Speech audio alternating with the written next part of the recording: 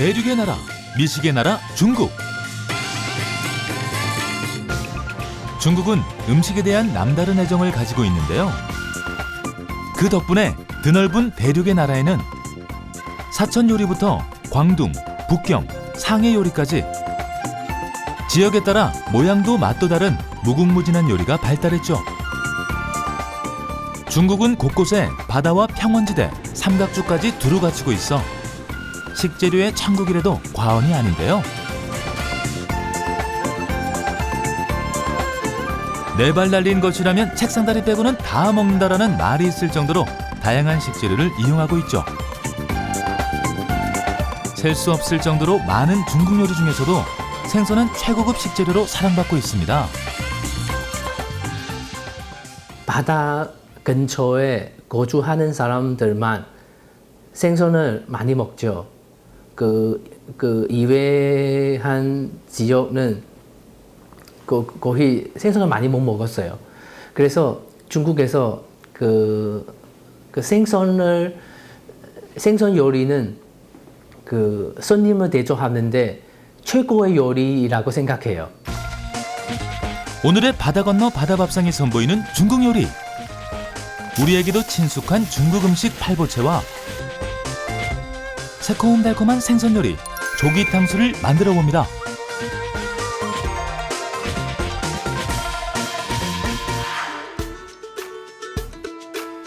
새벽길을 달려온 싱싱한 제철 수산물이 모여있는 곳. 서울 노량진 수산시장.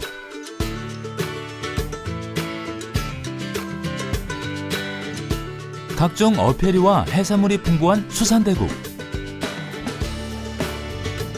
중국의 수산시장도 신선한 해산물을 파는 모습이 우리나라 수산시장과 비슷한데요. 이곳에 오늘의 셰프, 요리연구가 양향자 씨가 찾았습니다.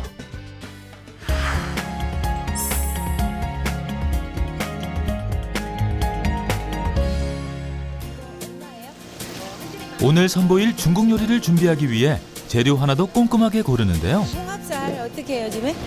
들어가는 식재료는 많지만 작은 것 하나도 소홀하게 넘기지 않습니다. 네네. 이것도 3,000원. 대체 무슨 요리일까? 시장 아주머니도 궁금해할 정도죠. 네. 이거를 용도를 어디에 쓰시는 거예요? 아, 팔보채. 팔부채? 네네네.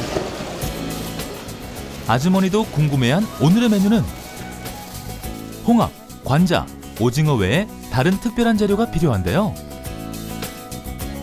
무엇보다 오늘의 핵심 주재료는 생선의 꽃 참조기. 요즘 중국에선 참조기와 비슷하지만 입모양이 둥그스름한 부새를 애용하고 있는데요. 오늘의 바다밥상 기대가 됩니다.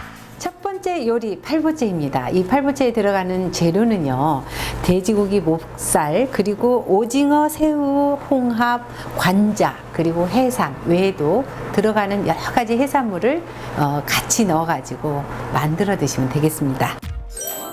팔보채는 먼저 돼지고기와 키조개 관자, 각종 해산물을 먹기 좋게 한 입 크기로 잘라주고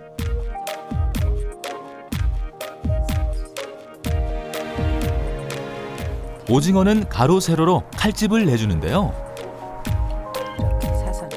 팔보채에 들어가는 재료는 계절에 따라 소득에 따라 그때그때 달라집니다. 죽순 같은 경우에는요, 끓는 물에 지금 데쳐놨는데요. 이거를 물에 한번 씻어 볼게요. 다음은 채소를 준비할 건데요. 빗살 모양으로 깨끗하게 씻은 죽순은 빗살 모양으로 가지런히 썰고 하나 정도. 버섯과 피망, 그 외 다른 채소들은 큼지막하게 썰어 준비해줍니다.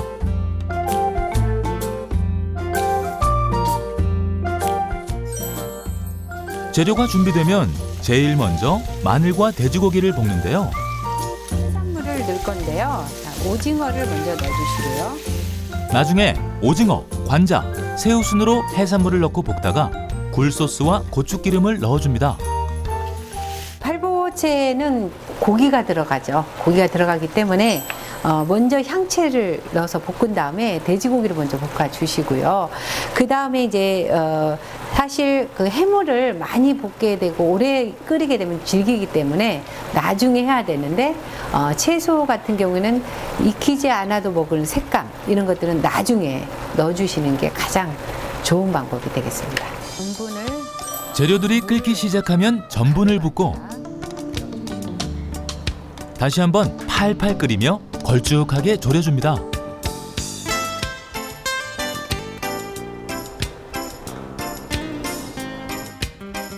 중국 요리는 지역에 따라 조리하는 방법과 요리 종류가 다양한데요.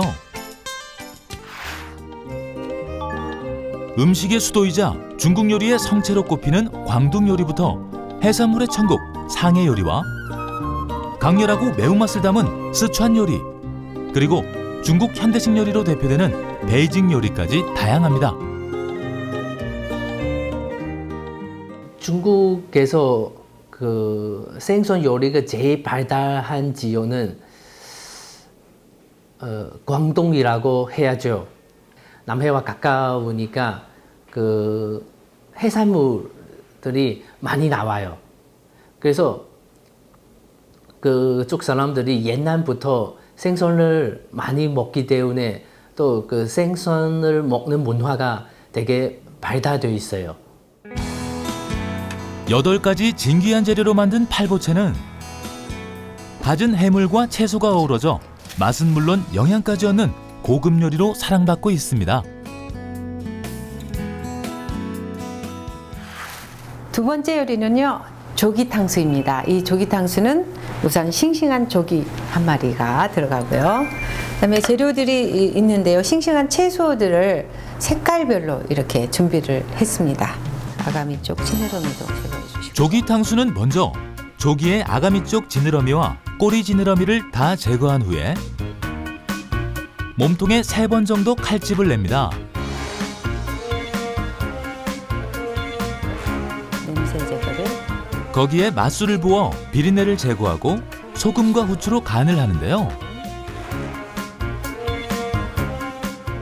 어두일미라는 말처럼 중국에서도 우리나라와 같이 생선의 머리가 가장 맛이 좋다고 생각해 귀하게 여기며 통째로 요리하는 특징이 있습니다. 그 생선 요리가 하는데 머리가 자라지 않아요. 왜냐하면 그 중국 사람들이 그 머리가 없는 생선은 그 싱싱하다고 생각하지 않고 그 맛이 없다고 생각해요. 조기 밑간이 끝나면 탕수 소스에 넣을 각종 채소를 가늘게 채 썰어 준비하는데요. 탕수 요리는 조기뿐 아니라 도미, 버섯 등 다양한 재료를 응용해 만들어 볼 수 있습니다. 먼저 잘 손질한 조기는 전분가루를 속살까지 골고루 묻힌 다음 튀김옷을 달걀과 밀가루를 풀어서 만든 튀김옷을 충분히 입혀 기름에 2번 튀겨냅니다.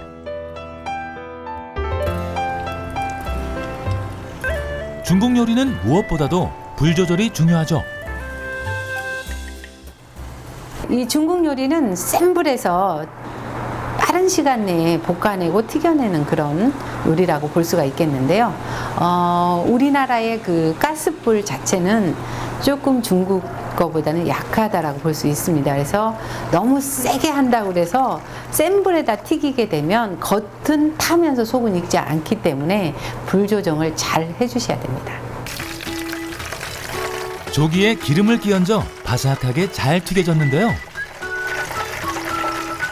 자, 마늘하고 다음은 조기 탕수에 풍미를 더해줄 탕수 소스를 만들 차례. 그리고 팬을 뜨겁게 달궈 기름을 두르고 향채를 먼저 볶아주세요. 향이 강한 마늘, 파, 생강을 먼저 볶아 향을 내준 뒤 다른 재료들을 넣고 함께 볶아줍니다.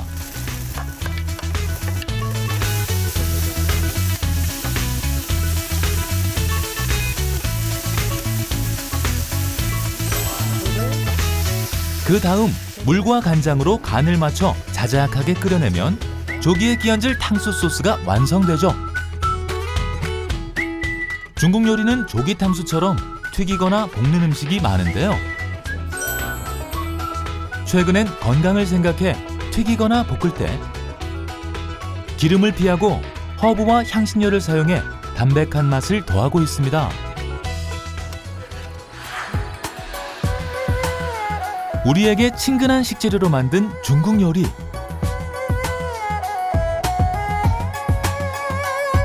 간단한 조리법은 물론 맛과 건강까지 생각한 팔보채와 조깃탕수.